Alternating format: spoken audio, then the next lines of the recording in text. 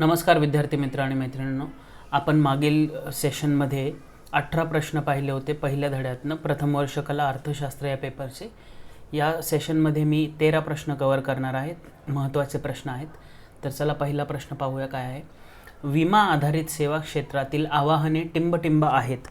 विमा आधारित क्षेत्र म्हणजेच इन्शुरन्स बेस्ड सर्व्हिसेसला असणारे चॅलेंजेस कुठले आहेत. आपल्याकडे पहिला पर्याय आहे जागरूकतेचा अभाव, दुसरा आहे प्रचंड गुंतवणूक, तिसरा आहे अनिश्चितता, चौथा आहे वरीलपैकी सर्व. जर इथे आपण पाहिलं तर भारतसारख्या देशामध्ये विमाच्या संदर्भामध्ये जागरूकता ही कमी आहे. त्याच्यानंतरनं गुंतवणूक म्हणजेच प्रीमियमच्या संदर्भात असेल किंवा एखाद्या इंडस्ट्रीला विमा क्षेत्रात उतरायचं असेल तर त्याच्या संदर्भात जी असणारी गुंतवणूक आहे ती खूप जास्त असते. तिसरा आहे अनिश्चितता.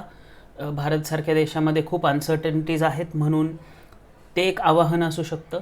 म्हणूनच वरीलपैकी सर्व हे या प्रश्नाचं बरोबर उत्तर आहे. म्हणजेच जागरूकतेचा अभाव, दुसरा आहे प्रचंड गुंतवणूक करावी लागते, तिसरा आहे अनिश्चितता किंवा अनसर्टनिटी. म्हणून वरीलपैकी सर्व हे या प्रश्नाचं बरोबर उत्तर आहे. दुसरा प्रश्न आहे सेवा क्षेत्रातील अलीकडील ट्रेंड खालीलपैकी कोणते आहेत. अलीकडील ट्रेंड सेवा क्षेत्रातील कुठले असू शकतात. आपल्याकडे पर्याय आहे ई वाणिज्य किंवा ई कॉमर्स ज्याला म्हणतो आपण ते, दुसरा आहे डिजिटल अर्थव्यवस्था किंवा डिजिटल इकॉनॉमी, तिसरा आहे ई वित्त किंवा ई फायनान्स ज्याला म्हणतो ते, आणि चौथा पर्याय आहे वरीलपैकी सर्व. जर आपण इथे पाहिलं तर अलीकडील म्हणजेच 1991च्या नंतरनं ज्याला आपण जागतिकीकरण म्हणतो त्याच्यानंतरनं आपल्याला बऱ्यापैकी ई वाणिज्य किंवा डिजिटल अर्थव्यवस्था किंवा ई वित्त ह्या गोष्टी दिसून आलेल्या आहेत. म्हणून इथे वरीलपैकी सर्व हे या प्रश्नाचं बरोबर उत्तर आहे. म्हणजे सेवा क्षेत्रातील अलीकडील ट्रेंड्स या त्याच्या संदर्भामध्ये ई वाणिज्य, डिजिटल अर्थव्यवस्था किंवा ई वित्त ह्या तिन्ही गोष्टींचा समावेश आहे. म्हणून वरीलपैकी सर्व या प्रश्नाचं बरोबर उत्तर आहे. त्याच्यानंतर मला तिसऱ्या प्रश्नाकडे. तिसरा प्रश्न आहे खालीलपैकी कोणते भारतातील ई कॉमर्स प्लॅटफॉर्म नाही स्वरूपाचा प्रश्न आहे. खालीलपैकी कोणते भारतातील ई कॉमर्स प्लॅटफॉर्म नाही. आपल्याकडे पर्याय आहे ए फ्लिपकार्ट, बी आहे इंडिया मार्ट, सी आहे नाईल आणि डी आहे ॲमेझॉन. जर इथे पाहिलं तर ई कॉमर्स प्लॅटफॉर्म फ्लिपकार्ट आहेच, इंडिया मार्टसुद्धा आहे, ॲमेझॉनसुद्धा आहे, पण नाईल नाही आहे. नाईल एक नदीचं नाव आहे. म्हणून आपल्याकडे ह्या प्रश्नाचं उत्तर आहे सी नाईल. म्हणजेच खालीलपैकी कोणते भारतातील ई कॉमर्स प्लॅटफॉर्म नाही, तर नाईल हे नाही आहे. बाकी तिन्ही आहेत, म्हणजेच फ्लिपकार्ट, इंडिया मार्ट आणि ॲमेझॉन. त्याच्यानंतर आपण चौथा प्रश्नाकडे. चौथा प्रश्न आहे डिजिटल अर्थव्यवस्था म्हणजे टिंबटिंब. डिजिटल अर्थव्यवस्थेची व्याख्या काय असू शकते किंवा ती कशावरती आधारित असू शकते अशा स्वरूपाचा प्रश्न आहे. आणि आपल्याकडे पर्याय आहेत अ अर्थ आधारित, ब संगणकीय तंत्रज्ञानावर आधारित, क लोकांवर आधारित आणि ड वरीलपैकी काहीही नाही. म्हणजेच संगणकावरती आधारित नाही आहे, लोकांवरती नाही आणि अर्थव्यवस्थेवरती नाही किंवा अर्थावरती नाही आहे. तर इथे आपण पाहिलं तर डिजिटल अर्थव्यवस्था ही संगणकीय तंत्रज्ञानावर आधारित असते. म्हणून ऑप्शन बी संगणकीय तंत्रज्ञानावर आधारित हे बरोबर उत्तर आहे. त्याच्यानंतर या पाचव्या प्रश्नाकडे. पाचवा प्रश्न हा डिजिटल अर्थव्यवस्थेच्या संदर्भात आहे. डिजिटल अर्थव्यवस्था टिंबटिंब म्हणून देखील ओळखली जाते. आपल्याकडे पर्याय आहे वेब अर्थव्यवस्था म्हणून ओळखली जाऊ शकते किंवा जाते, दुसरा आहे इंटरनेट अर्थव्यवस्था म्हणून देखील ओळखली जाते, तिसरा आहे नवीन अर्थव्यवस्था म्हणूनही ओळखली जाते आणि ड आहे वरीलपैकी सर्व. जर इथे आपण पाहिलं तर डिजिटल अर्थव्यवस्था जी संगणकीय तंत्रज्ञानावर आधारित आहे तिला आपण या खालील तिन्हीपैकी कुठल्याही नावाने ओळखू शकतो. म्हणजेच तिन्ही आपल्याकडे जे पर्याय आहेत ते बरोबर आहेत. वेब अर्थव्यवस्थाही चालेल, इंटरनेट अर्थव्यवस्थाही चालेल आणि नवीन अर्थव्यवस्थाही चालेल. म्हणून वरीलपैकी सर्व हे या प्रश्नाचं बरोबर उत्तर आहे. त्याच्यानंतर आपण वळूया सहाव्या प्रश्नाकडे. सहावा प्रश्न आहे पुढीलपैकी कोणती भारतीय सेवा क्षेत्रातील वाढीची कारणे आहेत.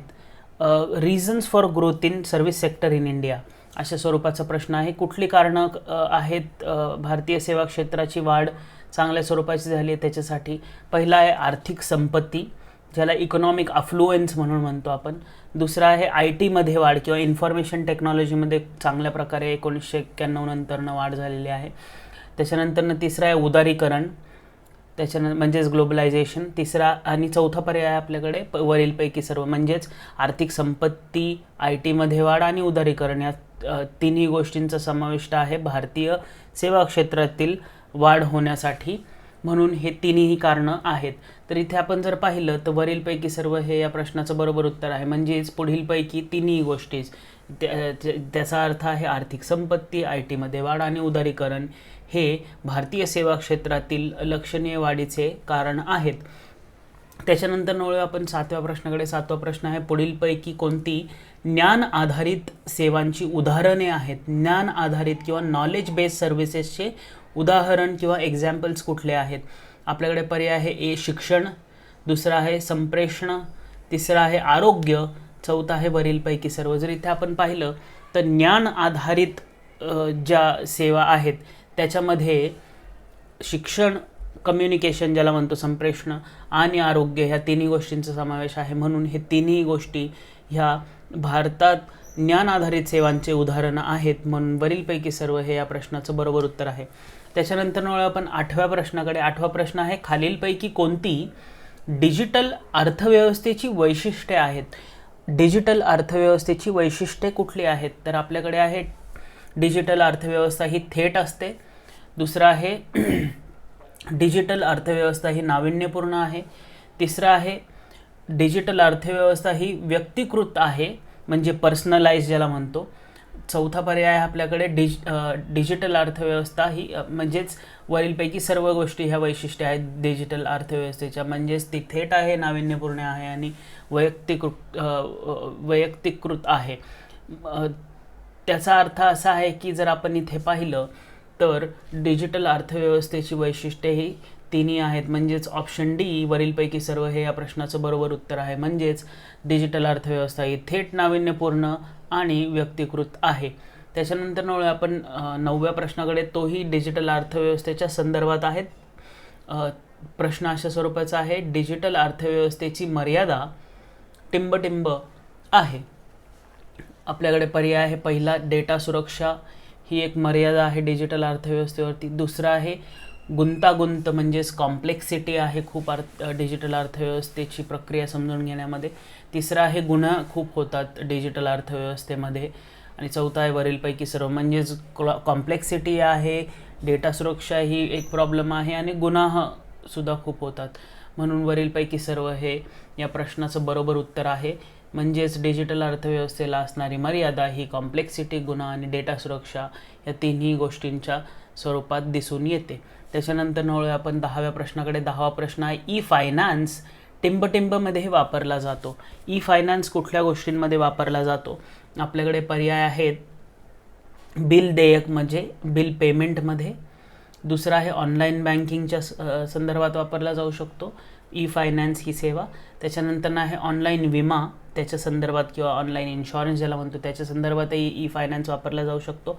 आणि ड आहे वरीलपैकी सर्व म्हणजेच बिल देयक, बिल पेमेंट्स, ऑनलाईन बँकिंग आणि ऑनलाईन विमा या तिन्ही गोष्टींमध्ये ई फायनान्स याचा वापर होतो.